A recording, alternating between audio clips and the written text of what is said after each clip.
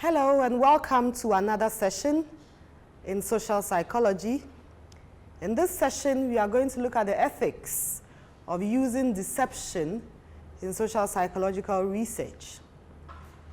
In our bid to understand human behavior and in our exercise and adoption of research methods, one of the main things that social psychologists do is to deceive their participants, the use of deception. Sometimes the only way you can get the information you need as a researcher is by not really telling your participants that you are actually conducting a research or even letting them know what the whole research is about.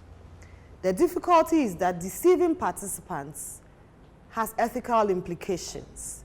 So in this class, we want to understand what are the ethical issues? How is deception used? How can we manage the implications of the use of deception? So yes, it is a common technique, but how is it used? When should it be used? What are the implications of using deception for your participants as well as for you, a researcher, and as well as for the whole exercise of knowledge production?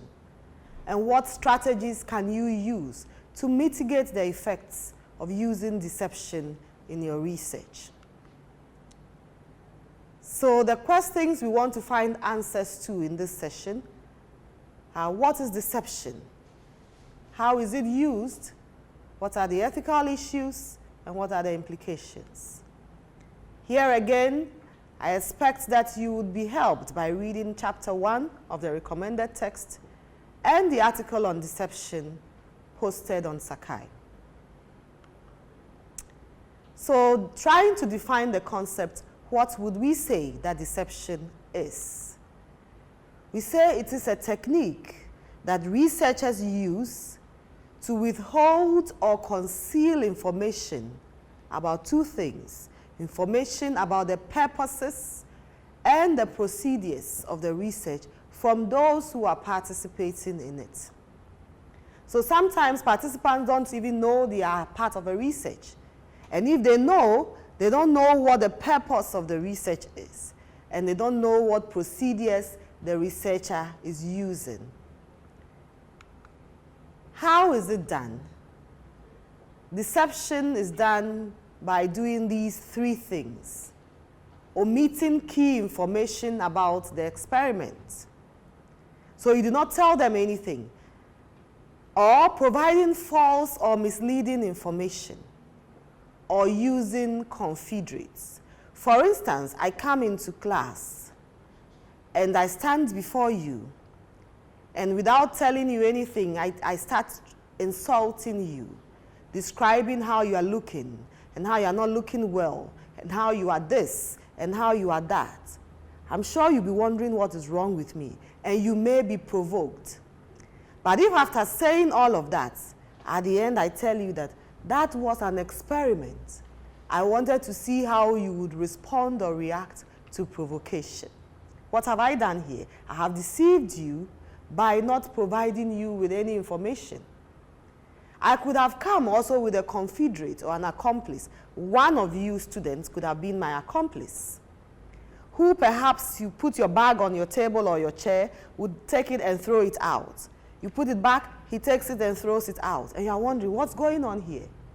And as a teacher, I'm standing here observing how you are responding to that provocation. That person who is doing that on my behalf is a confederate. And sometimes researchers use confederates or accomplices, so people really do not know that the research is going on. Or sometimes you could really tell participants, I'm conducting a research to see how students behave in the lecture room. But as to the details of what it is that I'm doing, I would not tell you.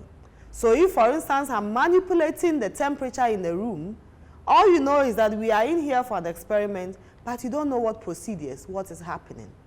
These are the ways that researchers use to deceive their participants to get to the actual information that they need. And it's very important sometimes that researchers do this, because it's the only way that they can get the information. But There are ethical issues with using deception. The fact that you want information does not warrant that you mislead participants, because in fact people may resent being deceived. Imagine you making a phone call to tell another, hello, I just learned that your husband passed. That is shocking news. Just to see how people respond to shocking news, that may be unethical to do. And if the person gets to know that, oh, it was only an experiment, it was only a joke, they may not take kindly to it. And what happens is that sometimes people then develop a negative attitude towards social psychological research and research in general. We say that sometimes people become suspicious of the information from researchers who use deception.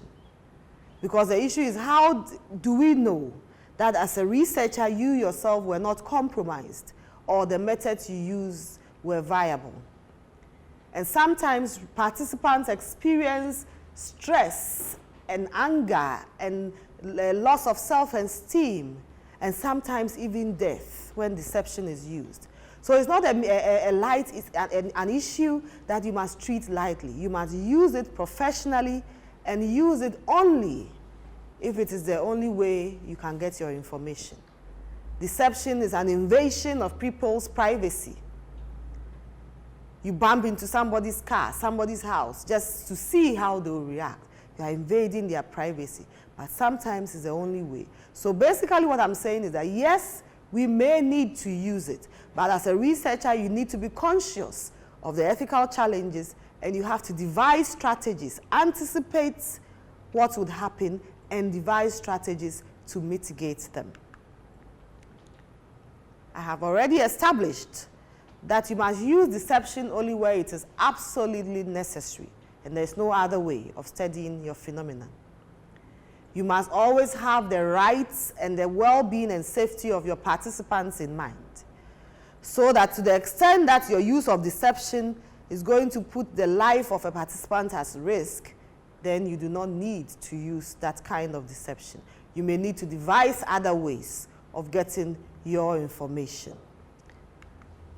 How do we mitigate the negative effects of deception? There are several methods. The first we'll consider is informed consent. You need to get the consent of your participants before you conduct the research. Tell them, yes, I'm going to do this research.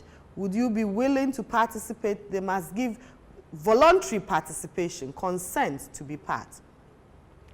But then the question you may ask is, if I ask them and tell them about the research, then they know everything and they are going to act out.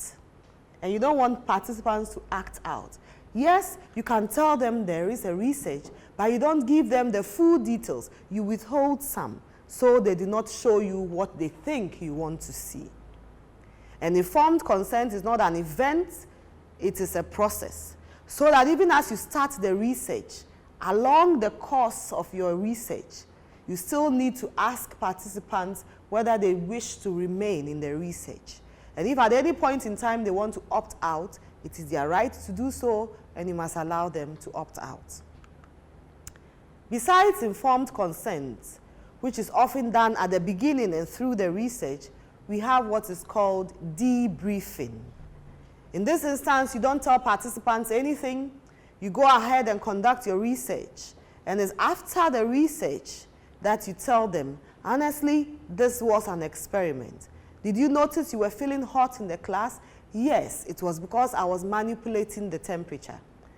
The words I used to insult you, I did not mean that at all. I used them to see how you would respond to provocation. So you tell respondents about the procedures and about the processes after the fact, after the experiment, so that you let them leave the experimental space as they came, without any misconceptions or without any wrong notions about research. So whether to use debriefing or informed consent, it's dependent on your objectives as a researcher. You would know which is appropriate to use. I'll at this point suggest to you that you find any social psychological topic of your choice and determine whether you would need to use deception, and how you would use deception. And you must anticipate what the implications are. And based on what we've said, suggest which of the safeguards will be appropriate to use in this regard. Thank you.